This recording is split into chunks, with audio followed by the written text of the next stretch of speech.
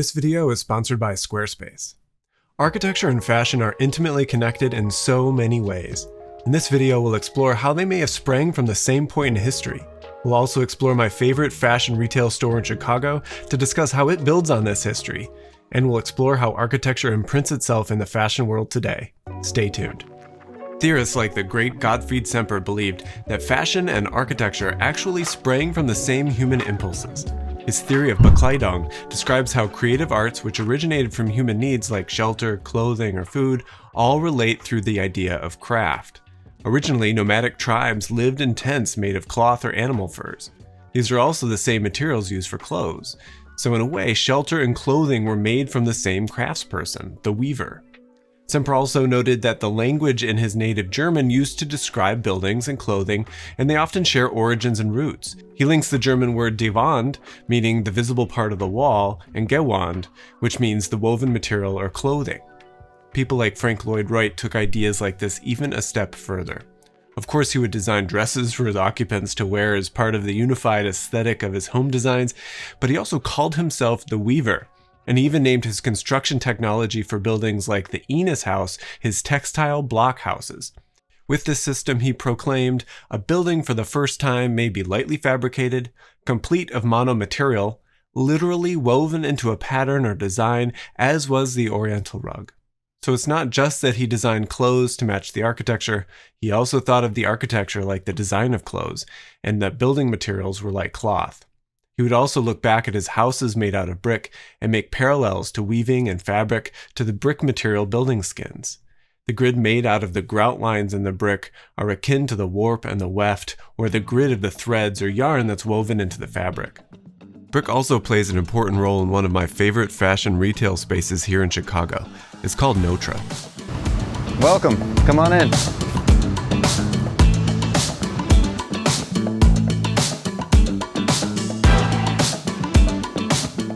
And I sat down with the designer to tell me more. My name is Thomas Kelley. I am a partner in Norman Kelley. We are an architecture and design collaborative based here in Chicago and New Orleans. Today we are in Notre, the West Loop neighborhood of Chicago. This is about a 5,000 square foot clothing store. Offers men's and women's clothing. And in addition, sells publications and other lifestyle goods. Let's take a quick look at the plan of the Notre store. This is the public-facing zone of the store, and then there are three main parts: the front, the middle, and the back. The back is the space of the library where books about design, fashion, and architecture are on display. A hallway filled with shelves for skincare products take you to that back space. The middle zone is for the display of fashion goods. It's a 9-square grid that works with the existing timber structure that's laid out in a square grid.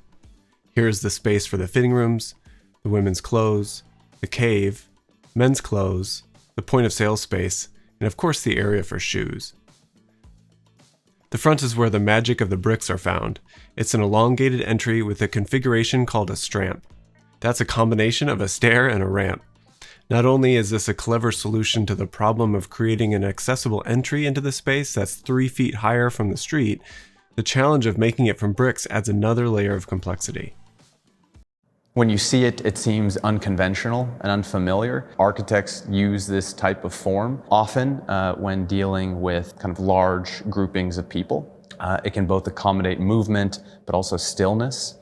The unit is sort of familiar in that it is a brick paver, which means it's slightly thinner than a standard brick.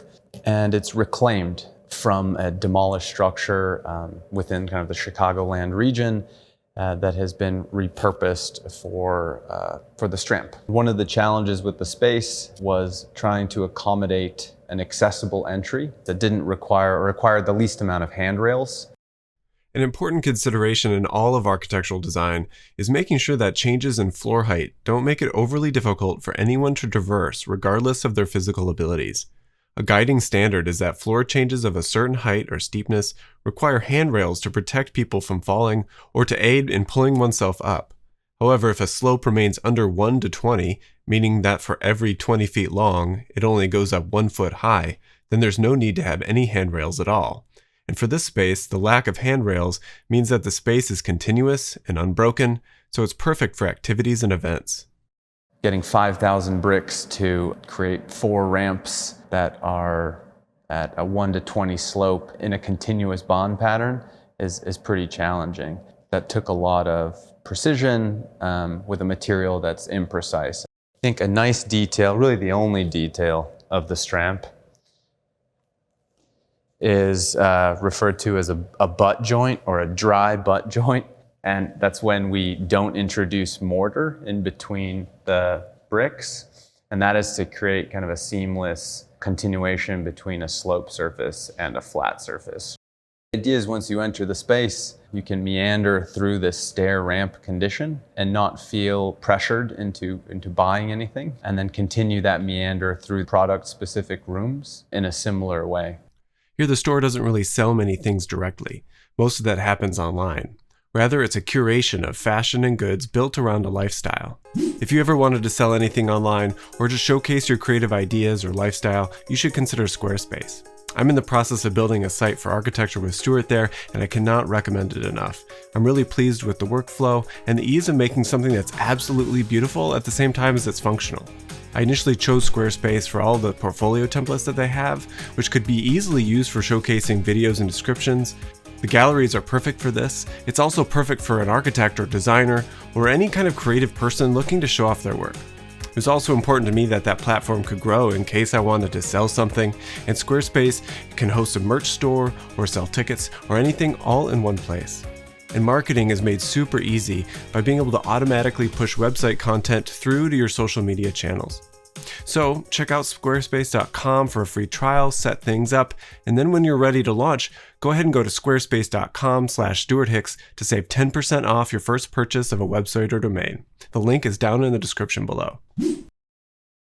The way that the rooms are connected in the space is called an enfilade, or connecting a series of rooms without a corridor. This was common in European houses and palaces, but also has become associated with museums, especially ones like the Louvre or the Uffizi, which are housed in buildings that used to be a home or a palace. So the store is laid out like a house or a museum, but not just a museum of objects that you can't touch or purchase. But there is some art in here that's displayed for other purposes. Throughout the space, you'll see a variety of kind of artworks that the owner collects that are being displayed in the space. Maybe one of my favorites being this piece here by Terrell Winston. I think it makes the most direct reference to a term which is streetwear, a basketball netting, maybe being kind of the clearest or kind of most direct relationship to the street. I think it's also interesting that term, both in terms of maybe fashion and space, is a bit dated and has kind of outgrown itself. We can't talk about streetwear and architecture without paying our respects to the late Virgil Abloh. He was born in nearby Rockford, Illinois, and he studied architecture here in Chicago at IIT. He passed away just this year after a whirlwind life that consistently brought fashion and architecture together in creative and innovative ways. He also partnered with this Notre store on a charity raffle at some point. In Abloh's men's Fall-Winter 2021 fashion show for Louis Vuitton, he designed a space that directly referenced motifs from the architect Mies van der Rohe. These included using some furniture designed by Mies, like his Barcelona stools, but also the green marble, the travertine floor, the chrome cross-shaped columns, and the gridded ceiling. Mies also served as inspiration for this space at Notre. The storefront itself, a lot of the details are just borrowing from Mies's post office in Federal Plaza. We just felt like it's kind of a tidy steel and glass detail. During Abloh's Mies-inspired show, some of the more adventurous pieces were jackets that were engulfed in 3D buildings. Each of these skyline jackets are themed. There's a Paris one with Notre Dame Cathedral and the Eiffel Tower, and there's a skyscraper one that of course includes a few towers found in Chicago, like the Hancock Tower. These are easily compared to an image from the 1930s from a Beaux-Arts ball, where architects in New York came dressed as their most famous building designs.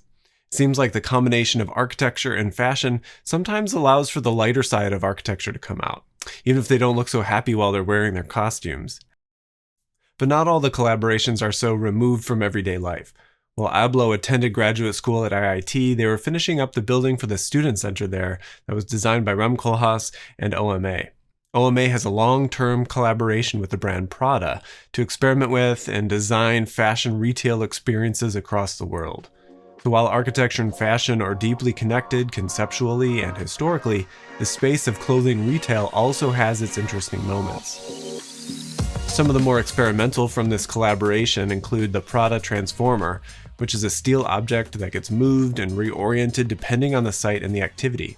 It's a building that's flipped around like a toy, and depending on which side is down, it can be used for a fashion show stage, or a movie theater, or an exhibition space. In New York, OMA designed the flagship retail store for Prada. It features an entire first level with almost nothing on it. It's a large public space for events and public happenings.